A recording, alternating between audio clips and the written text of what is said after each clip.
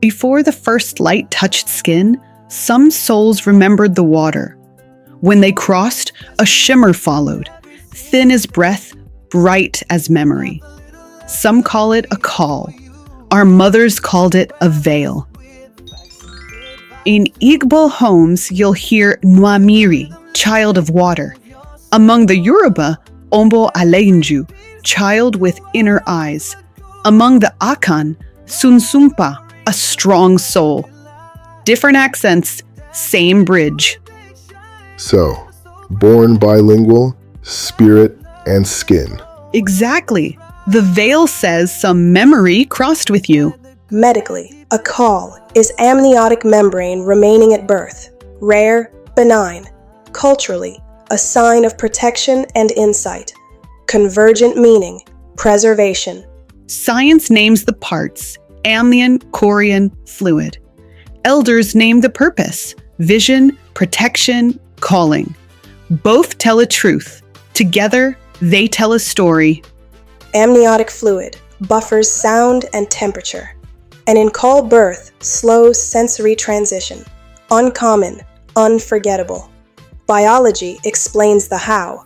Communities protect the why. And that's why Grandma didn't wait for a journal article to hang iron over the door. Thresholds listen.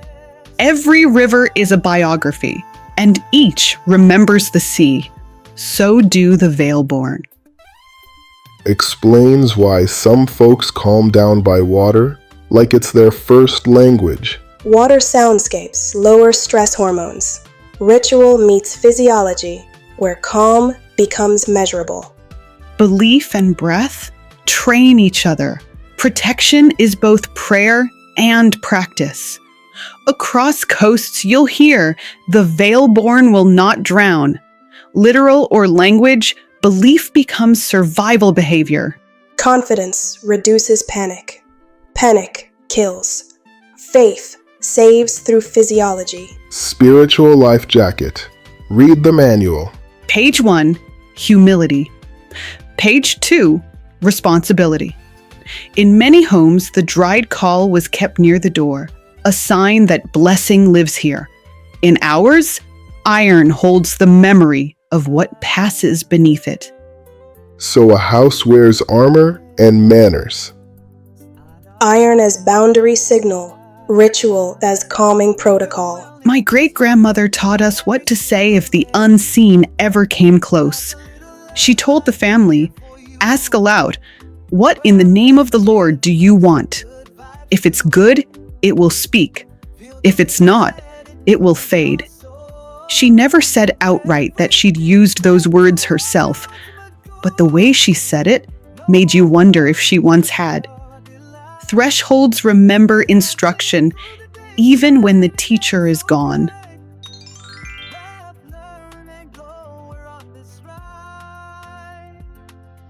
Every family keeps a grammar for wonder.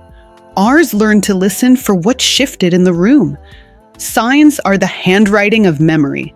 They ask, are you paying attention? Sometimes the universe just wants to know you're awake. Pattern recognition is survival behavior, a neural gift refined through repetition.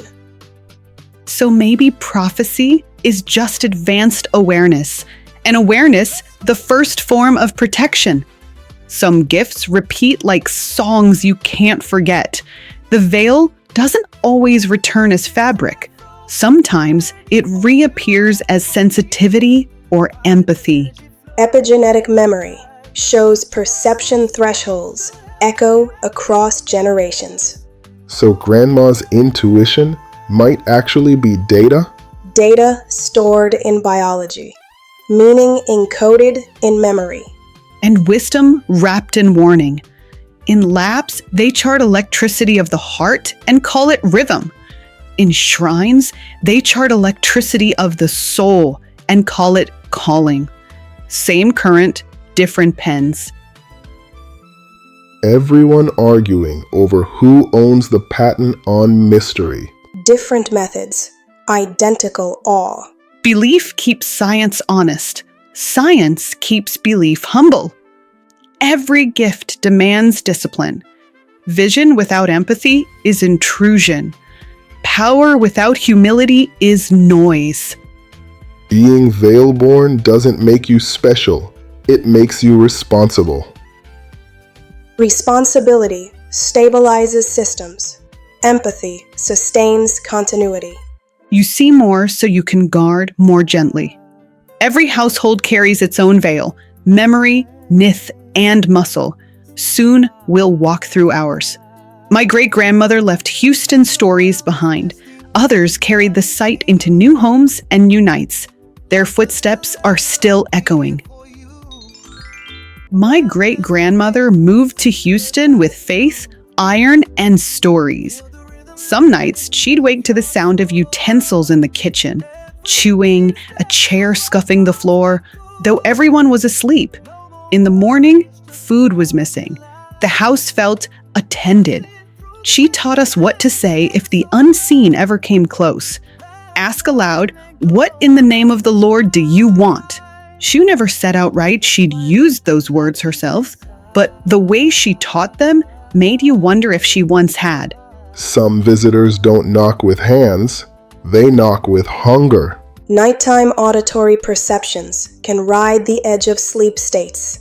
Naming the threshold through voice or ritual reclaims control. She told other small strangenesses too. The bed that sometimes warmed at her feet. Then she'd smile and change the subject, as if closing a door. A female relative born with the veil has seen spirits since childhood, family and strangers. She often sees her father standing by the laundry room, and others she doesn't recognize, moving like breath through hallways. Maybe the spin cycle fins the veil, water turning and turning, old names rising like steam. Liminal zones, doorways, stairwells, utilitarian rooms with rhythmic sound can heighten expectancy. Perception meets pattern. Meaning assigns message. One rain-washed night, she heard wheels no one uses anymore. A carriage stopped at the fence. A man stepped down, opening the door for a woman. The gate bell rang without wind. Footsteps climbed the porch. A knock.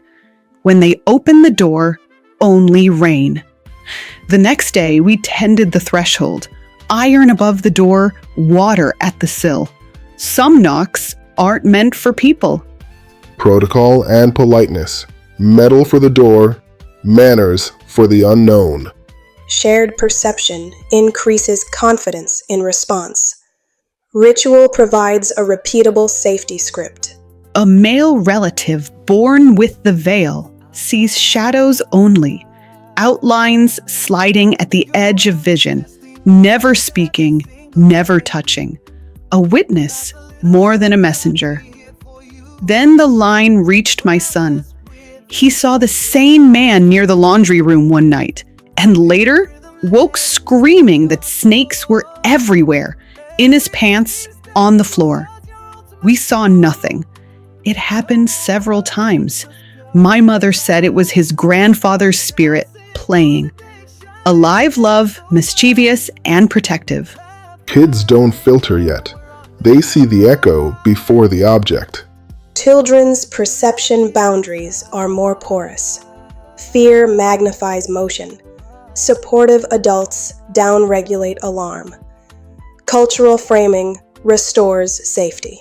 I prayed, held him, spoke the house's language, calm voice, water on the brow, door checked, and blessed. The night softened. I was not told I was veil-born, but I've dreamed since I was young. Two stayed with me. First, the monkeys, violent, impossible. One struck, then turning into a man. The next day, I met someone new who brought a stuffed monkey. I took a photo for proof and threw it away. A warning translated. The other dream began with my brother and an argument at my grandmother's house. I left afraid. He chased me. My car rolled off the road. I saw my spirit rise and watch as he slowed to be sure there was no movement and drove away. I woke shaking. I wrote everything down and prayed that whoever this was for would survive. Days later, my mother's Jeep rolled. She said a bubble formed around her. She sat cross-legged inside it. She walked away without a bruise. A bubble made of mercy. Rollover survivability can create transient voids. Calm posture alters injury vectors. Whether you name it providence or physics, stillness changed the math. I asked God for clarity if my dreams had meaning. The answer arrived in light and glass. So I keep a notebook by the bed and a bowl of water by the door. Not every gift is a vision. Sometimes it's a response. Breath before panic, prayer before proof, a bubble forming where fear would be. That's how our house remembers the veil.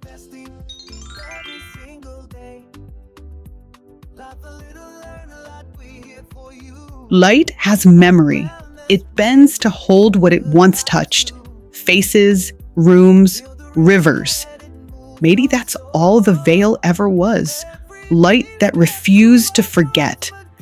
My family taught me to listen for that light, to let knowledge and wonder sit in the same sentence. And to laugh in between, because even prophets need air. Laughter resets the nervous system. It is the body's way of preserving equilibrium after awe. The veil never truly left. It only changed clothing, intuition, empathy, déjà vu. Every generation invents new language for old knowing. Maybe we're all veil-born. Just some of us forgot our receipt. Neurology calls it heightened interoception, awareness of inner signal. Spirituality calls it discernment. Terminology differs. The function aligns. And maybe alignment is the real miracle. My great-grandmother's kitchen, the man at the laundry room, the quiet man of shadows, my son, my dreams, each a verse in the same hymn. We do not inherit sight, we inherit responsibility for what we see. And that's why you keep telling these stories. Yes, so memory doesn't dry out. Data, preserved through storytelling, maintains identity continuity. In cultural terms, legacy. If you were born with the veil, or born knowing someone who was, remember, it's not a curse and it's not a crown. It's a conversation between worlds, asking to stay gentle. And if you weren't? Then you're the listener. Every story means one. Observation completes transmission. The scene becomes recorded. Recording becomes remembrance. May your threshold stay kind. May your room stay balanced between silence and song. If the unseen ever visits, may you answer with courage or with calm or simply with light. This is how my family remembers the veil, not as fear, as proof that love still travels between worlds.